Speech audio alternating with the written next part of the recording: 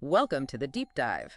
We're the place that takes, well, complex topics and tries to break them down into clear, actionable insights. Today, we're diving deep into the F-1 visa. It's a critical document for hundreds of thousands of international students here in the US. Now, you might just assume the rules are the same for everyone, but as we're about to find out, your home country, it's not just a detail, it really shapes your whole F-1 journey.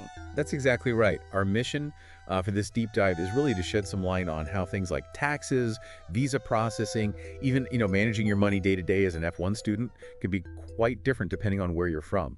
It's all about helping you understand those crucial country-specific details so you can navigate your time in the U.S. more effectively. Okay, let's unpack that, starting with maybe the big one, taxes.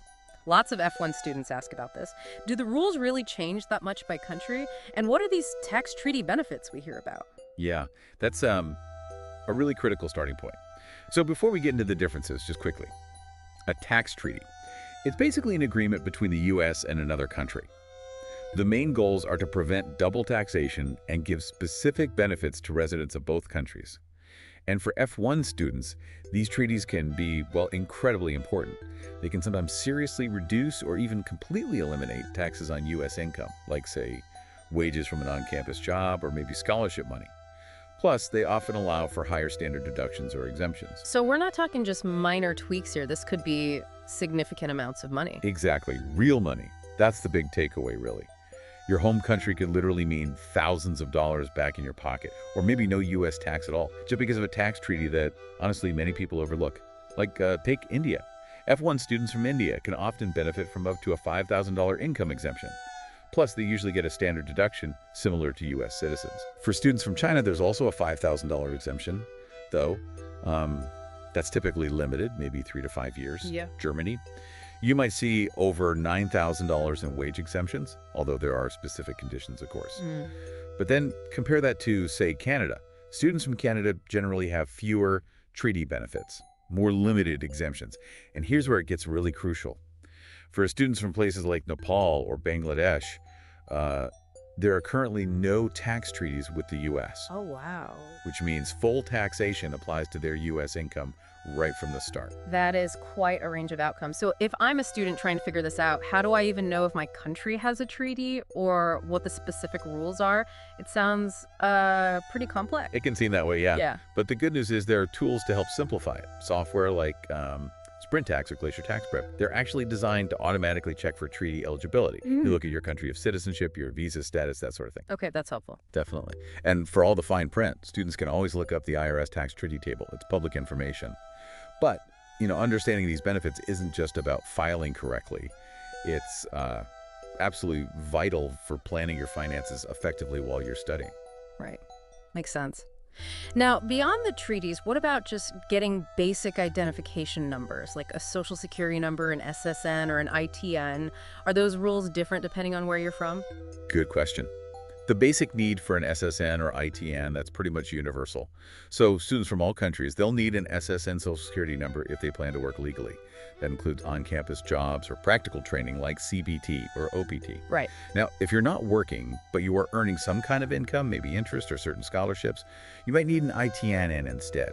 That's the individual taxpayer identification number. The actual application process, using Form W-7 for the ITN, that's the same for everyone. Yeah. However, and this links back to what we were just saying, the specific treaty-based exemption codes you might use on tax forms or related applications, those can vary by country. So it connects directly back to those tax benefits. Getting the SSN or ITIN isn't just paperwork, it's often how you unlock those potential savings. I see. So students usually apply once they get a job offer for the SSN or for the ITIN if they've got, say, a scholarship that needs reporting. Exactly. That's the typical timing. Okay, so it's really clear the path isn't identical for every student. And this complexity, it goes beyond just taxes and ID numbers, doesn't it? What about actually getting the F-1 visa in the first place, or even just entering the U.S. at the airport?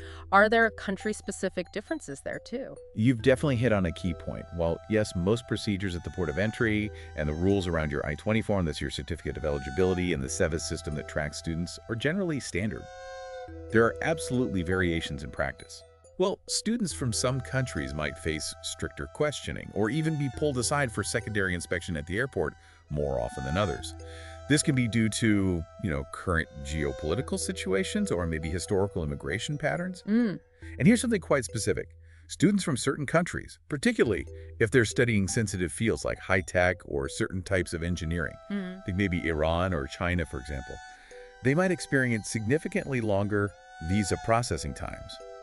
Or they could face what's called administrative processing, sometimes known as a 221G hold. 221G, what's that exactly? It essentially means your visa application is put on hold for extra review. There's often no clear timeline given for when it'll be resolved.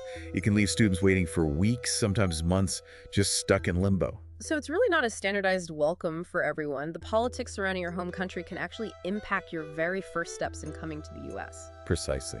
And that kind of variability extends to other practical things as well. Like proving you have the funds to study. Does where I'm from affect how I show financial proof?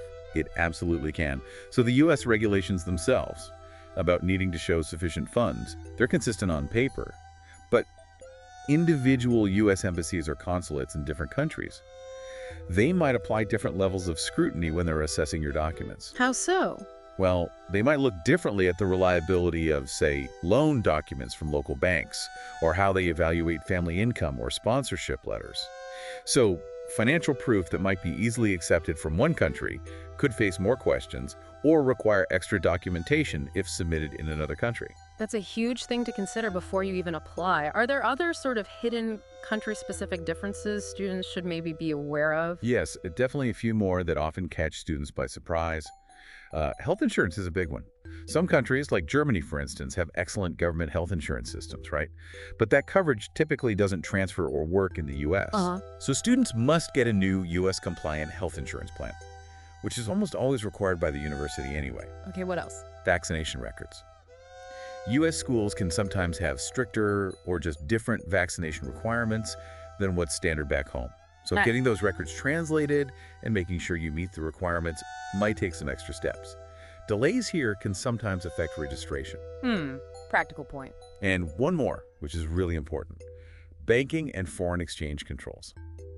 The rules in a student's home country about transferring money internationally, think about remittance limits set by, say, the Reserve Bank of India or China's State Administration of Foreign Exchange. Safe. These can significantly impact how easily students can actually access their funds to pay tuition or cover living expenses once they're here. Yeah, I can imagine arriving and finding out you can't get your money for weeks. That would be incredibly stressful. It's a real problem some students face, yes. So wrapping this all up, what's the main message for you, our listener, especially if you are an F-1 student or maybe you know someone who is? It seems profoundly clear that even though the F-1 is a U.S. federal visa program, where you come from introduces these really crucial variations, it impacts almost everything. We've seen how tax treaties can be a massive financial factor, how getting the visa and entering the country isn't the same for everyone, and even practical things like proving finances, getting health insurance, managing your money day to day. It all can have a country-specific angle. Exactly. The number one insight, the key takeaway is this: don't assume anything is universal just because it's a federal program, your country of origin. It's not just a line on your passport. It's a dynamic factor that really reshapes everything: your taxes, your entry experience, your financial management. Every single F-1 journey is unique, and it's shaped significantly by where you started. So our main suggestion is be aware of these potential country-specific details. Specifically, know that tax treaty benefits and financial document scrutiny are highly likely to depend on your country. Also, realize that the tax filing process itself, the rules you might encounter at the port of entry, and even health and vaccine requirements can differ. And while, yes, the SSN and ITN application process is mostly standard, even there, the specific tax codes tied to treaties can vary by country. The best advice: don't assume. Always try to verify these kinds of details for your specific situation and country. It's not just about avoiding headaches, it's really about making sure you have a smoother, more informed, and honestly probably more successful experience here. That's incredibly helpful. What a truly insightful deep dive into this very specific world of F-1 visas and just how vital your home country is in that picture. Thank you for walking us through that. And to you, our listeners, we really hope this deep dive has given you a clearer, perhaps more nuanced view of the F-1 visa and all these country-specific considerations. Remember, as always, being well-informed is probably your most valuable asset. All the best, and we will meet again with another important subject next time.